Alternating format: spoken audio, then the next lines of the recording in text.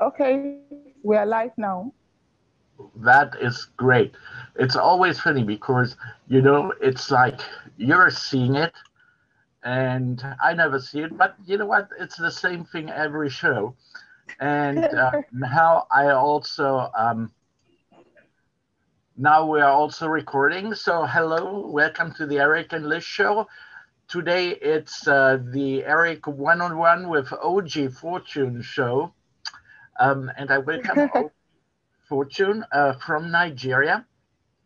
And I just want, before we actually dive into our very, I would say, serious topic today, um, give people a little bit of an idea um, how large your country is, Nigeria. I mean, Nigeria has a Okay. population, Yeah. has a population. Yeah, go ahead. Yes. Nigeria is a very large country and with so much population, and we have many states in Nigeria too. Like we have 36 states and our federal capital, which is Abuja. And Nigeria is vast with much population. I can't give a number of the population in Nigeria, but I know we have a vast population in Nigeria. We have much population in Nigeria. I can help you there because I looked it up. That's part of my job. Um, you have a Okay, you population. can. You have a population of over 200 million. So that's Wow. very. It's very large, very populated. Um, you are one of the five main exporters of oil in the world. You have, I mean, a lot of minerals, a lot of mining going on in Nigeria. You're very, how shall I say, modern. Whatever you want to say, that's correct. You're right. And it's just a very So vast. how come you know so much about Nigeria? Oh, I do like everybody else. I just look it up, read it, memorize it, and Nigeria is always. I mean, I have also personal interest just in general, of Africa because Okay. there's so much happening, and Africa is very diverse. Yeah, that's correct. Unfortunately, Okay. it's often in the news, for whatever. Well, that's not true. I shouldn't say for whatever reason, but the latest headlines have been the kidnappings, which happen in Nigeria. Um, but there again, those you live close to Lagos, do you? I was in Lagos last year when we had the last show, but right now I'm in Cross River State. I moved from Lagos to Cross River. So I'm in Cross River State right now. And that's far from Lagos, very far from Lagos. So is it more rural where you are now? Yeah, yes, it is. Are you Um, are you impacted, by those kidnappings? the kidnap, it depends on the class of personalities. It's not everybody. It's not for everybody. So I think it's mostly for the politicians or those in power. So, Yeah, but for the common man, like the middleman, I don't know how to put it. It's not that common to everybody. It's not for everybody. It's for a specific class of persons. yeah. But what happened, to those girls which were kidnapped by Boko Haram? Okay, that's Boko Haram. Boko Haram cause is to fight the Christians. It's not just for everybody. It's for the Christians, and we are the Christians. So here in the South, we are not affected. It's mostly in the northern part of Nigeria. Hmm. And I'm not in the northern part of Nigeria. I'm in South right now. And here we're not affected about, we're not affected here where we are. They don't come down here. They only affect and they are all from the north. Oh, I see. So here in South, we don't have Boko Haram here. Yeah. No, thank you for clarifying that, because there again, when you hear news, you always, you see the whole country. It's like when you get from news from the US, it always seems it affects the whole country. And then I'm getting phone calls from my friends all over the world, what happened to you, and then I have to say, hey, Yeah, it's we are okay. in Southern California, and it's totally different from what's happening up in New York. So yeah, I understand. Okay, that's how it is. So let's go So how is back. California today? Nice, nice, nice. It's 8 o'clock in the morning. It's going to be around 27 A degrees sunny day? Celsius, so that's very nice. Um, Blue skies, of course. And That's wonderful. yeah, and I was going back because we had you here on the show actually June 18 last year. And I was like, Yeah, God, Steve, I can remember. nearly been a whole year. And well, from you it was a pretty eventful year. I mean, not just only that you moved, like I just learned, um, but you also welcomed someone new into your family. Yes, that's true. You know, I moved with my family too. My husband, my baby, and we all moved together. So we're right here in Cross River State in the south part of Nigeria. That is wonderful.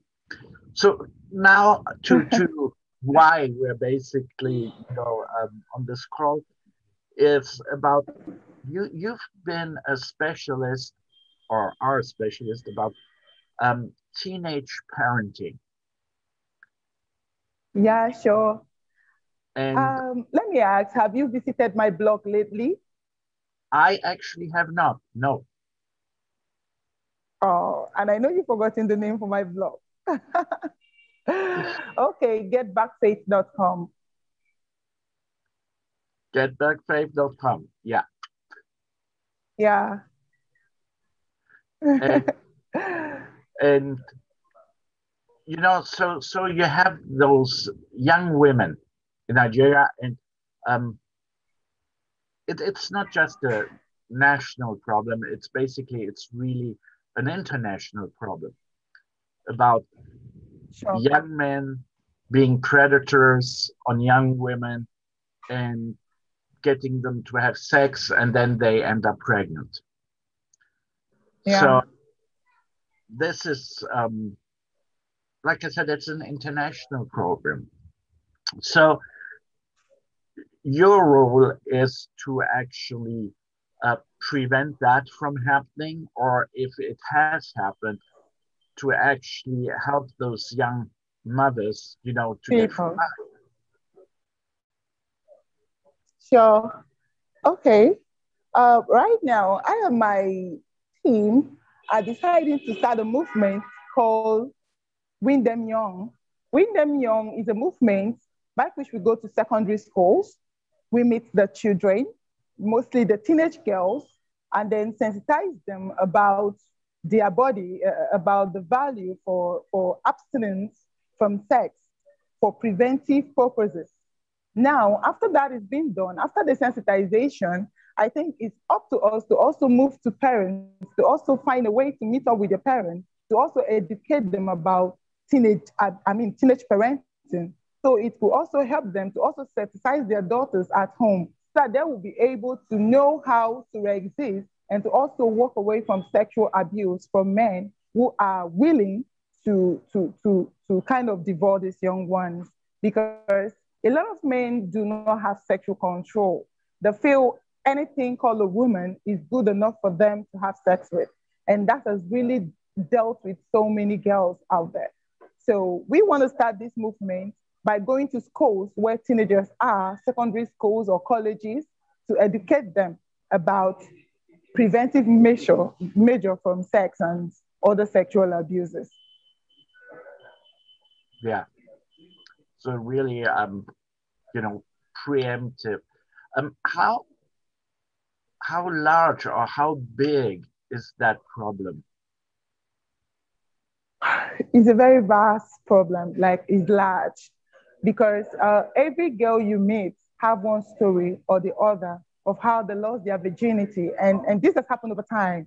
It's not just in our era, it's not just in our time, but it's something that have been consistent, and a lot of families have really, I don't really know how to put it, they really passed through losing their teenage daughters for these purposes, maybe them becoming early parents, and some of them pass through abortion, which has really destroyed a lot of things about their future and their destinies. So I think if we are able to meet them young and catch them and win them young, it will be best for them. It will be nice for them to know how to prevent themselves and also protect themselves from men who are devourers. I call them devourers, who are ready to devour these young ones. So that's my take on it. Yeah. So how old are those young women or girls when you start educating them? From 12, 13, 14, 15, and then 16, probably 16. 12, 13, 14, 15, 16, from that age range. So how should I say that phenomenon? Is it because parents don't talk about it at home? Like here, there are many parents, for them it's a taboo to talk about sex within the family. So yes, unfortunately, they get their experience somewhere else, and then boom, then it's happening. Yes, that's what the problem is. Some families are scared to talk about it. They don't talk about it. They don't tell their children about it. They feel like mentioning it to them is rather that is introducing sex to them.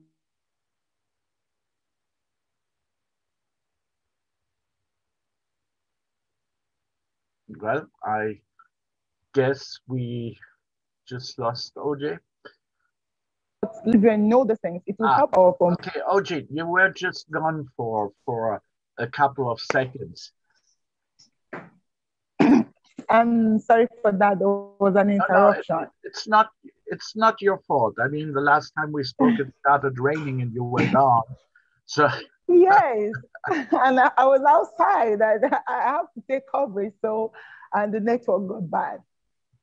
So we were just talking about how in the family, they do not talk about sexual education. Yeah, sure. So a lot of parents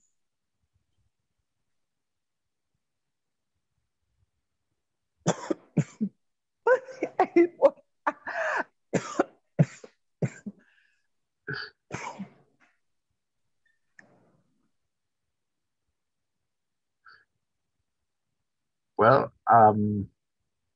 unfortunately, I think we have a little technical glitch going on. Maybe I shouldn't have jinxed it like I just very successfully did.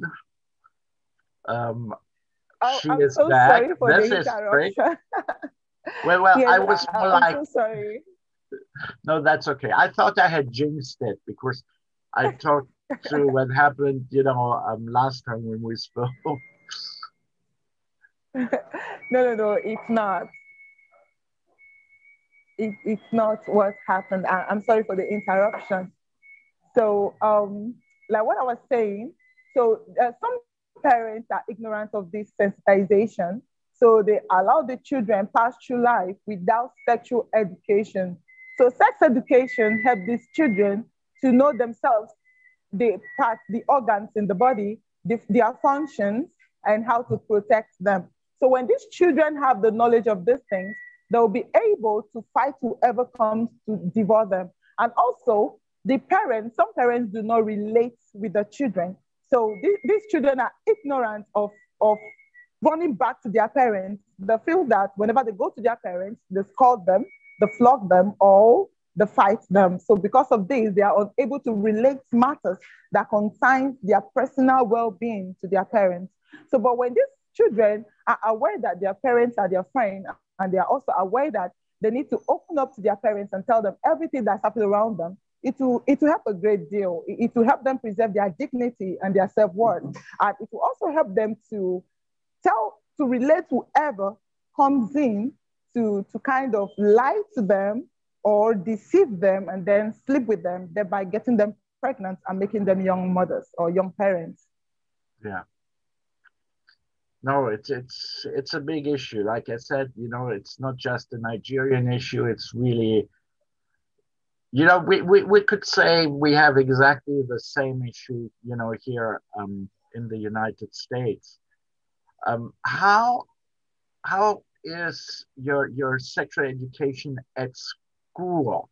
I mean, is it taught at all? It's sexual education in school is very poor, very, very poor.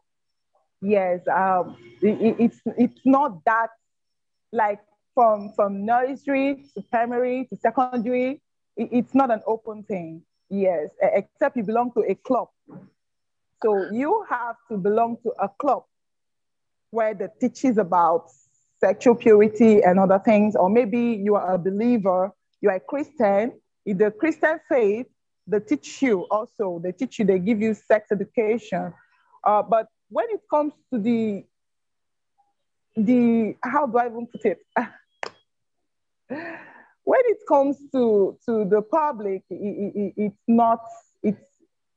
it's not really taught in school like that as it should be. So that's why my organization wants to go out there, wants to go to schools to teach these children to be able to educate them about their body, the organs, the use and the value, and how to also prevent sexual abuse and other things that come with it.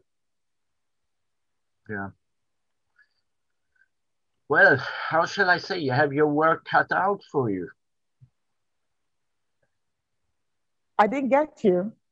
I said you have your work cut out for you, like we say here. I mean, that is by itself is such a big task, Yes. to go out there. I believe that when next we are meeting, I will send you videos and send you some pictures about the work we are doing so that you will see what I'm talking about. And then I feel like if each country should also apply this system of sex education, it will also go a long way. Because I've done this previous time. I've been to schools, I've educated students. And I one day was just walking by the road and one student just ran up to me and said, "Ma'am, you remember me?" I said, "No, I don't." She said, "Yeah, you taught me in school then. You used to come and tell us things about our body and also believing in Christ, because it all goes a long way in believing in God. Sometimes it's not by our will, it's not by our own self, because there are things you want to do personally, but you see yourself doing otherwise. You may not want it, but you see yourself doing it. So it's just natural with the human body. But when you have Christ inside of you, it helps, it protects, it goes a long way, because you know that there is He that is greater, that is living and dwelling inside of you. And your body is the temple of God. So when you know that your body is the temple of God, you will not allow anyone to come and defile the temple of God. Because whoever comes to fornicate with you is defiling the temple of God. Whoever sleeps with you illegally is defiling the temple of God. So the only person that have legal right to your body is your spouse, either your husband or your wife. So those are the only people that have legal right to your body. So when they understand these things, it goes a long way to help them protect and resist any form of deceit from any man. Well, thank you so much, Ojie. I love how passionate you are, about the subject. And I just want to encourage our viewers actually to go on your blog, your webpage, getbackfaith.com. Backfaith.com. I'm also going to post it, on the recording. And it's not because you're in Nigeria that it doesn't apply to the people here in the US. So I encourage our viewers really to go on your webpage and to get directly in contact with you because, hey, it's really here, it's the same problem and similar or same solutions apply. Yes, same solution, similar solution apply. If there is a group that can go to schools to sensitize these people, to talk to them about their self, like their organs in the body and the importance of the organs and the value they have for their body, and also leading them to Christ, letting them know that they need a superior being to dwell inside of them that will help them to overcome. Yes, because when I was a teenager, I know there is this pressure that comes with teenage food. You just want someone to kiss you. You want someone to make you feel beautiful. You want someone to entice you, to make you feel good. So, but when you understand that you don't need others, when you have the knowledge that you're important, you're good, you're beautiful, you won't be looking for someone and you will not be vulnerable. Yes, you'll be able to have dignity for your body, and nobody will take advantage of your dignity because you know yourself, you know who you are, and you know that Christ dwells in you. You know that your body is the temple of God. You know how important your body is. And that's why nobody can come in and destroy your body. Yes, you will have value and right for your body. So when they have that sense of value and right for their body, they won't let anyone to come devour their body or to take advantage of their body. So that will go a long way. And here in Nigeria, it has gone a long way to the schools I've visited and the girls who've been under my teachings. It has gone a long way helping them and also preventing them from being sexually abused and passing through pregnancy at teenage stage and then being young parents. So it has gone a long way. And I and my team, by the grace of God, we are believing to do more, mostly in this season, that a lot of things are happening, rapes, sexual abuse, sexual assault, and a lot of teenage girls getting pregnant. And it's alarming, but I believe that with the little we can do, God will give us grace and it will go a long way. Yeah. So I think each country should be able to apply that method. It will also go a long way for them. Yeah, and I think, and you know, when you look how far-reaching it is, if you can prevent a teenage pregnancy, it's just better for everybody involved, and it robs very often those young mothers, you know, of their future because then, you know, people look at them, you know, you're 15, 16, you already have a kid, and then they can't go to school, and you know, it's very sad, and it's hard for everybody. I mean, we know children are a blessing. Yeah, However, sure. under those circumstances, um, how shall I say, it should just go with natural courses, and men shouldn't take advantage of those young women.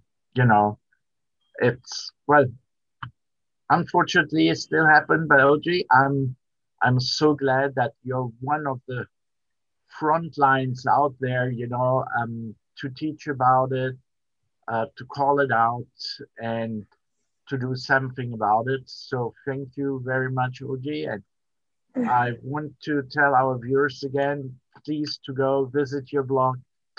And with that, I wish you a very nice day, very nice upcoming evening, and Sure, wish sure. you, your baby, and your husband, and everybody, you know, all the best. Thank you very much. I'm so grateful. Thank you for hosting me once again. I am happy I am once again in Eric and Lee's show. Thank you very much. I'm super grateful. Like I have promised, on our next meeting, I'll be able to send you videos and pictures of how far we're doing with our work. I'm so Yeah, grateful. Thank and you. so I will revisit with you, say in 3 months. Okay, then. I look forward to it. You're welcome. And then I'm also going to have Liz with me because she had plenty of questions for you. Wow. That's awesome. I miss her though. Where is she?